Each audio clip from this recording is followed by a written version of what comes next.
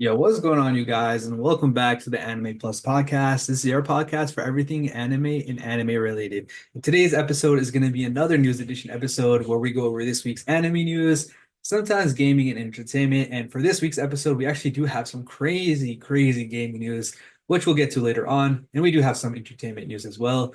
And as always, I'm your boy A Ray. Unfortunately, I am not with my guy Owen today, so it's going to be a one-man show, but it's all good. Our boy Owen is actually traveling in Guatemala. So shout outs to him. Safe travels. He'll be back. But we actually don't have him for next episode as well. I actually got one of my boys, Luke, to pop up. He's been to Japan. So we're going to be talking about Japan, anime in Japan, and cool stuff like that. So make sure y'all stay tuned for that. But yeah, I'm going to be running this one today. Hopefully, I can keep y'all entertained. But as always, we're going to get into this one, starting off with a more fun and crazy, interesting story. So to start things off, Oita Airport is now rebranding for 6 months to Hello Kitty Airport. So this one's actually kind of cool because I was talking to my boy Luke on the next podcast. See, I'm so used to talking to Owen. I was talking to Luke about it. He's been to Japan, and I kind of asked him, "Is there a lot of like anime themed stuff, a lot of anime advertisements?" And he told me, "Yeah, they have a lot of cafes that are limited time editions." He was talking about how Oshinoko had a promotional thing where they were rebranded a restaurant cafe to an Oshinoko theme one just to kind of promote the second season. And I guess that's kind of what they're doing over here too for Oita Airport. So for 6 months, it's going to be called Oita Hello Kitty Airport, which is actually kind of cool. Obviously Hello Kitty is not something that is very looked out upon. It's something that's so popular all around the world. It's one of the biggest franchises out there. So to see an airport rebrand to Hello Kitty is kind of crazy. Honestly, like I would have never expected that, but it's still kind of cool at the end of the day. But yeah, that's going to be the crazy, interesting story for today. Let's move on to the next one. So for the next one, we actually have a couple of animes that are getting sequels. So this one right here, Shangri-La Frontier, is getting a third season. Shout out to Shangri-La. I've been actually watching it. I've been binging the second season. Finally caught up. Watched the end of the second season, and I'm gonna be honest, bro. This might be one of the best VRMO. I always mess this up. VRMMORPG anime out there. So basically, it's like if you ever watch Sword Art Online, you put on like a helmet, headgear, or something like that, and you kind of immerse yourself into that world. And in this anime, that same exact thing happens. It is technically an isekai because it's another world, but it's not like a reincarnated isekai. It's a little bit different. But nonetheless, there's the MMORPG aspect to it is, it's a massive multiplayer online role playing game. So I really enjoy this anime. Not only do they play the game Shangri-La Frontier, but they also play other games in it. And that's kind of what makes this anime really interesting. Another quick side note for this one, and I got to shout some out for this. They've had one anime season come out with two consecutive cours for the first season, which I believe was at the end of 2023 and it carried into 2024. Then they had another second season with the same thing, a consecutive two core, which I believe carried in from the end of 2024 into this year, 2025. So their turnaround time is actually really impressive. So shout outs to them for that. I can only assume that third season is going to come out pretty fast too, but unfortunately there is no date of when season 3 is going to come out. But again, we'll just have to wait and find out. It did end off on a cliffhanger. I'm not going to spoil it here, but it did end off on kind of two cliffhangers. So I'm really excited for the third season. It's honestly become one of my favorite animes to watch. So shout outs to Shangri-La Frontier. Let's move on to the next one. So another anime getting a second season. Unfortunately, no air date for that second season. It is Medalist. Medalist is actually kind of cool because one of our guys in our Discord was talking about how this anime might be one that I'm gonna really enjoy. And the reason for that is it's kind of a sports anime, but it's skating. Skating isn't something that I would consider like my bread and butter when it comes to sports. I'm more of like a basketball fan, baseball, soccer, stuff like that. But I have not had the chance to check this one out. But because of that Discord member telling me that he thinks that I will enjoy it, I might give it a shot. But we'll just have to wait and see because I'll probably wait till second season comes out and then watch the first season. But I don't want to brush this one off. There's obviously other ice skating animes out there. There's Yuri on Ice. There's this one. And I know there's a couple of manga for ice skating too, but I don't know, man. Ice skating is not something that I've ever been into. I tried it once, fell on my ass, and I never ran it back. So maybe this one will get me to kind of try it, but we'll just have to wait and see. Let's move on to the next one. So the next anime that's getting a second season is called Blue Miburo, which translates to Blue Wolves. The second season is coming out next winter. So for anime seasons, winter's actually the first 3 months of the year. So January. So this will come out in January 2026. So turnaround time for that is not too bad. The first season just ended a couple weeks ago, if not last week. So shouts to this anime for a pretty quick turnaround time. All right, next story for today is Anime Boston is hosting a very popular voice actress. The name of this voice actress is Kana Ichinose. And the reason why we're talking about this today is because, your boy's from Boston, and this might be my first con that I'm ever going to go to. So I don't know, man. I'm excited, bro. Obviously, the more people that come, the better it is. This voice actress, Kana Ichinose, she's done a bunch of crazy and big roles. For example, she's Fern in Frieren. I got to correct myself there after getting roasted. She's Ichigo in Darling in the Franxx, Ryan in Final Fantasy, Yuzuriha from Doctor Stone, and a couple other ones. But Loki though, I ain't gonna lie to you, yo, she's definitely a great voice actress. Because personally, I thought Fern did a great, or I guess the voice of Fern was great, and Yuzuriha is one of my goats from Doctor Stone. And of course, she's done some other roles as well. There's like way too many to list, but she is Yuka in Honey Lemon Soda, which just recently aired. So yeah, obviously very popular. I'm pretty excited for this event. It's gonna be in May 23rd to May 25th. Bro, I go lie, bro. My first con, bro. I got my glasses, bro. Y'all ever see those Ray-Ban glasses? They record and stuff like that. I'm gonna get that just for this event. I got them ready. I'll probably be trying to do some, street interviews, stuff like that. But for the most part, I'm just gonna try to enjoy my first con. I don't know why I'm like nervous but excited at the same time. But I don't know, man. If I do get the chance to meet this voice actress, obviously I will. Don't know Japanese, but fuck it, bro. We're gonna we're gonna try to hit everything possible. This is gonna be going on for 3 days. But if you guys are in the Boston area, definitely let me know. We'll try to, I want to talk to y'all. You know what I mean? So we'll definitely try to do that. Join our Discord. Link is in the description, and then we'll talk about it more then. But this is a month out from now, so still some time for that to go. All right, let's move on to the next one. So here's the crazy news about gaming. What we got today is they announced the Nintendo Switch 2. We've got console details, we got the price, specs, controllers, and other cool news. It's coming out on June 5th of this year. Obviously, Nintendo Switch is one of the most goated consoles out there. And now we've got a legacy behind it. We've got a second one. Usually, from what I've gathered, the seconds of like a Nintendo console doesn't really do that great. So Wii U compared to the Wii was generational, and then the Wii U kind of tapered off a little bit. We got the Nintendo DS versus the Nintendo 3DS. I think Game Boy Advance was a little bit different compared to the Game Boy Color, but nonetheless, typically I've noticed that the seconds of stuff doesn't really hit like the newer versions of something, like where they completely revolutionize everything. But that doesn't mean this is going to be bad. We'll talk about the minor details, and I think we'll probably do a bigger podcast about this later on. But here are some of the minor details. So the system's going to retail for $450, which is kind of crazy. But you got to remember, inflation is going on, parts are getting more scarce, and things like that. But I think the original was like $250, and the OLED's like $350. So definitely a jump in price. The PlayStation, which came out, the PS5, which came out like maybe 5 years ago or 6 years ago at this point, that was going for about, I don't even know, 500-ish too. So it's not terrible. Obviously, Switch has always been historically cheaper than the PlayStations, but it's just something to kind of keep a note on. I did watch the trailer, and I thought the Joy-Cons being used as the mouse clicker was actually pretty cool.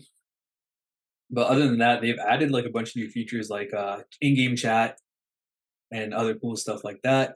But for the most part, they've really just enhanced stuff with like 4K resolution, 1080p, and all that cool stuff.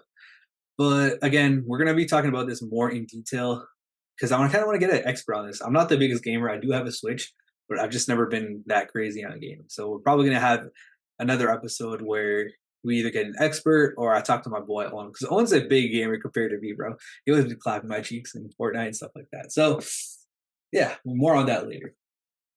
Let's move on to the next story. So next story is the Crunchyroll Anime Awards have revealed their 2025 nominees. We have until April 14th to cast your votes. So they have, I believe it was like 24 categories. So obviously the main ones are like Anime of the Year, Film of the Year, Best Original Anime, Best Continuous Series, Best New Series, Best Opening Sequence, Best Ending Sequence, Best Action, Best Comedy, Best Isekai, Best Drama, Best Romance, Slice of Life, Best Animation, Background Art, Character Design, Best Director, Main Character, Supporting Character, Must Protect at All Costs, Best Anime Song, Best Score, Voice Artist Performance in both languages, English and Japanese. They have a bunch of other languages as well. But either way, we always do a podcast episode about the Crunchyroll Anime Awards. Last year, if y'all remember, Megan Thee Stallion actually was hosting the awards and she gave the awards away. But I think this year they're doing it later than last year. Last year they did in March. This year they're doing it in May 25th. They're actually doing it, and it's actually going to be in Tokyo, which is pretty interesting. So, as always, we're going to be covering that. I did cast my votes. I'm probably going to post it in our Discord later on. If you guys are already in the Discord, or if you're not, let me see your guys' votes. I'm kind of curious because there's a lot of repeat ones. So like Anime of the Year was also like some of the options for there was like Don to Don or Kaiju number 8, so leveling. And these ones are kind of repeats as well. So you see them in like Best Action, Best Slice of Life, and so on. So if you guys have voted or if you're planning to vote, definitely let me know in our Discord what you guys are voting for. I'm just curious. So let's move on to the next one. All right, this one's kind of cool. So One Piece is not only collabing with a sports team, they did football, they did baseball with the Red Sox, they did, fortunately, they did the LA Lakers. Obviously, I'm a Celtics fan, so I got to hate on them a little bit. But now they're collabing with another baseball team, the Seattle Mariners. So they're having a One Piece night. They have these cool little designs, and they got a T-shirt now too, which is kind of cool.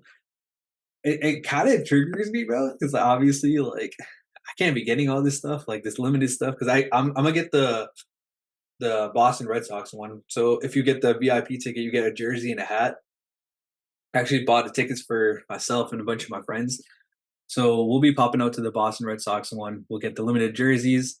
The VIP one sold out, so I can't get the hat. But like, I'm trying to get everything, bro. So like, I would love to rep One Piece, but like, I'm not a Mariners fan, bro. Like, I care less about the Mariners than I do about like basketball, for example. Like the LA Lakers One Piece one looks hard, bro. But like, I would never cop that because I'm not a Lakers fan. I actually dislike the Lakers. I know I'm gonna get a bad rap for that, but I'm a Celtics fan. What do you expect? But either way, if you are in Seattle, you have a chance to pull up to T-Mobile Park, which is going to be obviously in Seattle, and it's going to be on April 8th. So you do have some time to go to it. I believe the one in Boston is May 3rd, so there's less time for this one than there is for the one in Boston. But you can definitely pop out and pick up your T-shirts and all that cool stuff for One Piece night. All right, next up we have some Princess Mononoke news. So firstly, it opened up. This is so actually let me back up. So firstly, this movie came out in like the 90s, and they kind of revamped it. They made the resolution better, 4K restoration. They made it IMAX accessible, and they kind of enhanced a bunch of other cool stuff like that. So with that being said, when it opened up, opening weekend had it number 6 in the US box office, which is, again, this movie came out like almost 30 years ago at this point. So it's still very popular. It's been out for a minute, and fans have flocked to the theaters just to watch it. Personally, one person in our Discord did go to theaters and watch it, and he told me it was great. I kind of regret not being able to go because I went to look at ticket prices, but it's already out of theaters. It was only there for a couple of days, so I totally missed it. I actually have not even watched this film, so I'm kind of beating myself up on that, not being able to catch it. But either way, open up at number 6 in box office is pretty impressive. All right, so this next one is a little bit more of details regarding the Studio Ghibli versus AI controversy that we just had. We did an episode recently on it talking about AI side of it, ChatGPT side versus Studio Ghibli side. We talked about how Studio Ghibli didn't really say anything to it, although we have indirect response from G Kids. G Kids is like a distributor of animated films in the US. So this is a quote that they had. In a time when technology tries to replicate humanity, we are thrilled that audiences value a theatrical experience that respects and celebrates Hayao Miyazaki and Studio Ghibli's masterpiece in all its cinematic hand-drawn glory. So, kind of some shots regarding AI, saying that they're trying to replicate, and they're saying that it's hand-drawn, so like small little shots, but nothing too crazy. You'd expect this from a company trying to defend what they're distributing. But again, this is just in regards to Studio Ghibli's Princess Mononoke film that is just re-airing with 4K restoration and all that. So obviously, it opening at number 6 in the U.S. box office is just kind of showing that like people still care about Studio Ghibli. People love the hand drawn uh, drawings and animation that Studio Ghibli provides, and also not to mention that it's still very popular. But yeah, let's move on to the next one. So some more film news. This one's talking more about Chainsaw Man. So we knew that the Chainsaw Man, the movie with the Reze arc, is supposed to come out later this year. We don't know exactly when it was going to come out in the US, but we actually just got news on that. So just to kind of refresh our memories, this film is coming out in Japan on September 19th, and it's coming to the US on October 29th. So about a month and 10 days later on, we're going to finally get this in the US, which is pretty solid. The Demon Slayer movie came out in Japan. It's coming 2 months later to the US. So this is a little bit of a quicker turnaround compared to Demon Slayer. But yeah, this is supposedly not filler. This is all canon. And if Owen was here right now, he'd obviously hate the idea of this because you have to go out to theaters and watch this unless it comes to the Crunchyroll or Netflix or something like that. But we don't really have any news on that. We just know that this is coming to theaters. So you have to watch it if you're a big Chainsaw Man in theaters, unless they announce it later on. But as far as we know, that you're gonna have to watch this movie. So some good and bad news. Good news being that it's coming quicker rather than later, and bad news is you have to go watch this movie in theaters. And then lastly, let's end the segment off by talking about some new anime that we're getting. So firstly, we're getting is Ren Arisugawa is actually a girl. This is getting an anime adaptation, originally a manga. And here's a synopsis. Yo, the synopsis is crazy. All right, don't tell her. I'll do anything. The popular talent Ren Arisugawa is actually a girl. This situation, I'll use it to my advantage. Dot dot dot. Okay. Hey yo, this kind of out of pocket, bro. I ain't gonna lie to you, bro. But yeah, this is gonna be a pass for me. Obviously, the synopsis didn't really say too much. It was just kind of a short little quote, but I don't know, man. It's basically about like a popular actor who is actually a girl. So maybe the public knowledge was that it's not a girl and it's a guy, but it turns out to actually be a girl. I don't know, but this is apparently adult manga, so you already know this shit could get crazy, bro. And this is probably not something that I'll be watching unless people really hype it up. But adult manga sounds kind of crazy, bro, especially with the title. I don't know, bro. This might be a pass for me. All right, moving on to the last story for today. Another series is getting an anime adaptation. It's coming out in 2026, and here it is. I am the only one who's not attacked in the world filled with zombies. That is getting a TV anime adaptation. And I will read the synopsis for y'all real quick. Here it is. The zombie panic action story takes place in a world that is suddenly flooded with zombies. And for some reason, the protagonist, Takimura, is the only person the zombies do not attack. If this were a zombie movie, Takimura would use this ability to fight against zombies, but instead he just acts according to his desires. Alright, bro, this is kind of crazy. So the dude sees everyone getting chased by zombies and he's immune, but like he just be doing his own thing. I don't know, bro. Hey, have you ever watched Zom 100? It was kind of cool to watch the main character there run away from the zombies and kind of make a small little team of young people and just kind of visit the countryside, the cities, and just vibe out. But like having fun, not having to go to work. This one's kind of the opposite, where the character doesn't really care so much about other people, but he's just so much just trying to chill, vibe while the zombies do their thing, and he's completely unaffected. I feel like that would be something that I would be more leaning towards, like Realistically, bro, if everyone's getting chased by zombies, I didn't really have a chance to find a cure or save anyone. I'd probably be doing the same thing, just chilling, bro, stuff like that. But I don't know. This story doesn't seem too bad. It's coming out next year, so we'll just have to wait and see if this one makes our radar at some point. But I think that's gonna be it for this episode. Once again, I know this was more of a one-man show for today's episode, and probably not as entertaining as if Owen was here, but it's all good. He's gonna come back next week, and then we'll get back to it.